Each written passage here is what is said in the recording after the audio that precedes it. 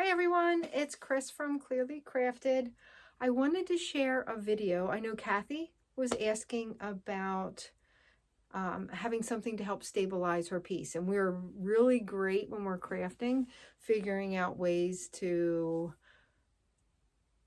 make things that make it easier for us, but sometimes it's frustrating. I do a lot of round glass pieces.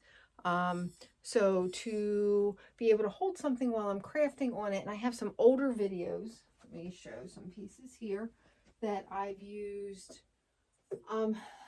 some of my, and you can see these are so cute. These are little glass votives from the dollar store, but still trying to hold it steady as you're crafting on it can be a real challenge.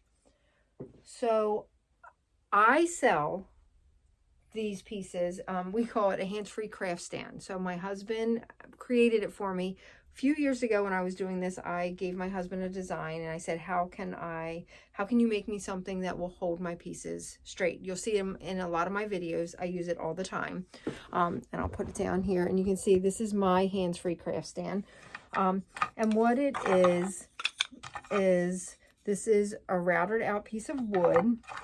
And then I just use dowels in mine. And you can see how dirty and messy. I use it for everything. I put flat pieces on it. It's great when I'm decoupaging on glass. I know Kathy was specifically asking about mason jars. I use it for mason jars. But you can see how it definitely holds pieces for me. I love it. It's great when you just set things on it to dry. It gets the bottom up.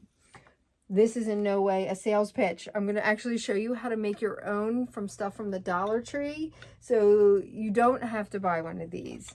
And if you are interested, just let me know. I think I have a couple left. My husband's growling at me. He said it's too cold here in New Jersey to make more. So I want to show you a workaround.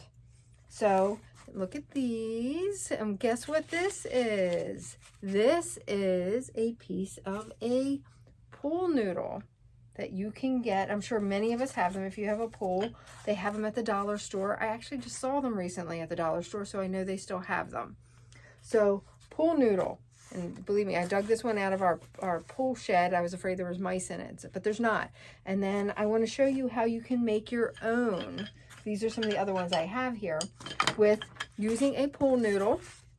And then you can use dowels. You could use pieces of PVC. I have my PVC stand over here.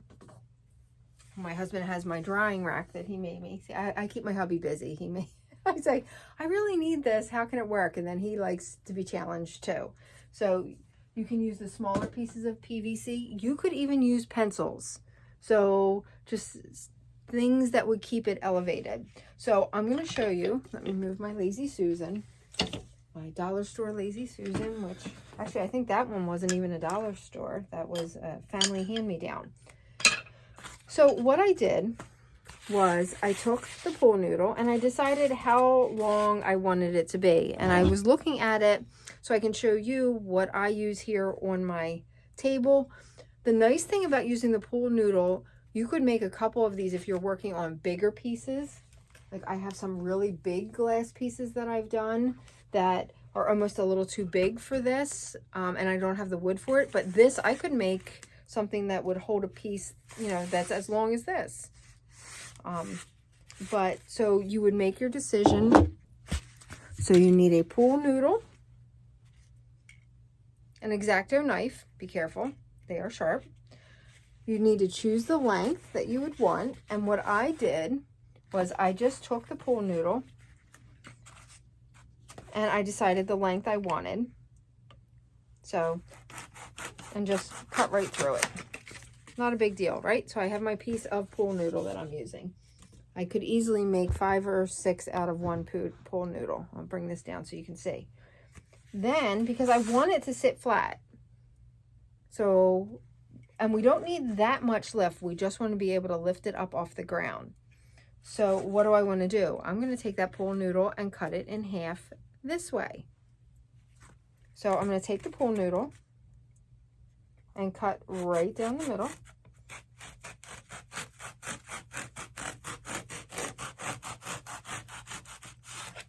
I now have 2 halves of the pool noodle. Gets it to sit flat, right? Might not be level, but it still sits flat. Do we really need it level for what we're doing, or just we need it to sit flat? So, sits flat. So then what I did was I took the 2 pieces, I lined it up here because I still want it to be, you see how I did this one, where you want it to be even where it's sitting. So I then took, this X-Acto knife is nice because it is adjustable where it comes out further, or you could just make marks and cut it in the same spot. So I just went through it and I cut here so this would match up. I figured I wanted a few, 3, 4, 5, and 6. And you can really decide that on however you want to do it. So my goal is I'm going to want to put these dowels in here. So how am I going to do that? So can't just jam them in there now, but if I take and I bend, so you can see where I made all the cuts.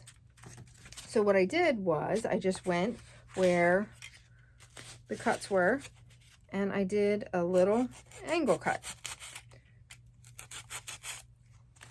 There.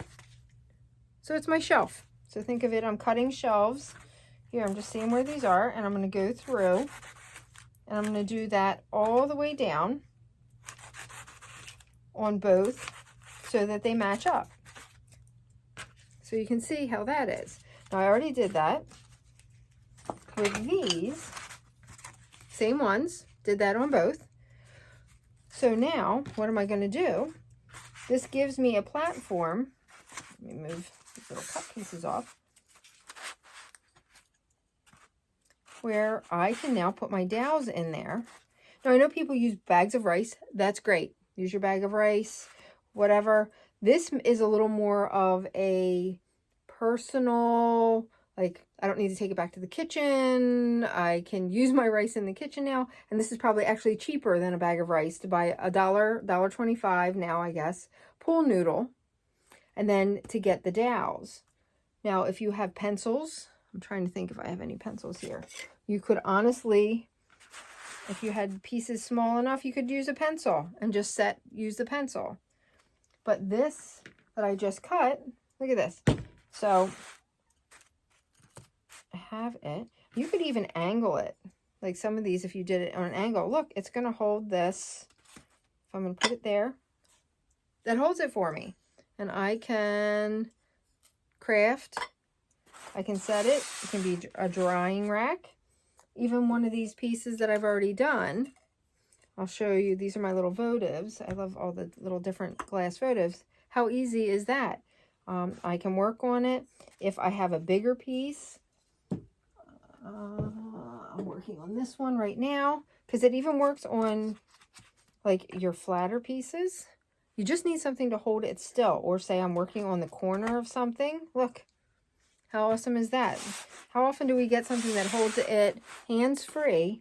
And the nice thing about the pool noodle is that it is adjustable. It's lightweight. It's something that you could, you know, I need another slit. I need it cut deeper. I can do that easily versus the wood. The wood is nice. I like that. My husband made these for me. Obviously, I use them. This would be another alternative. I have a couple really big pieces that I'm working on. Oh, do you see this sucker? So look at it. La-da! Being able to potentially make a piece, you know, that's something that's bigger, wider, longer, and more cushion might be an option. Look, so if I'm working on this now, this is held steady. Look how, and you see how big this piece is. I have the base of it actually on the table, but resting on the pool noodle, it's not marking my piece. And look, this isn't going anywhere. I could be doing all kinds of stuff on here, and this sucker's not moving.